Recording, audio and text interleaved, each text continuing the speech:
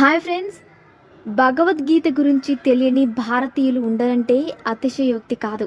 కృష్ణ భగవానుడు స్వయంగా అర్జునుడికి బోధించిన ఉపదేశం గీత.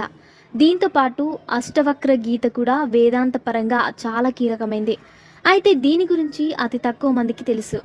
ఒకసారి రామకృష్ణ పరమహంస తన శిష్యుడైన స్వామి వివేకానందుడికి అష్టవక్ర గీతను అందజేసి అందులోని కొన్ని శ్లోకాలను బెంగాలీలోకి తర్జుమా చేయమన్నారు.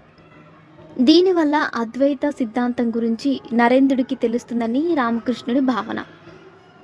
ఈ విషయాన్ని 1950లో స్వామి నిత్య స్వరూపానంద రాసిన రామకృష్ణ పరమహంస చరిత్రలో ప్రస్తావించారు. ఇక అష్టవక్ర గీతను ఎవరు రాశారు అనే విషయానికి వస్తే ముందుగా ఆయన గురించి తెలుసుకోవాలి. అష్టవక్రుడు గురించి మహాభారతంలోని అరణ్య పర్వంలో పేర్కొన్నారు.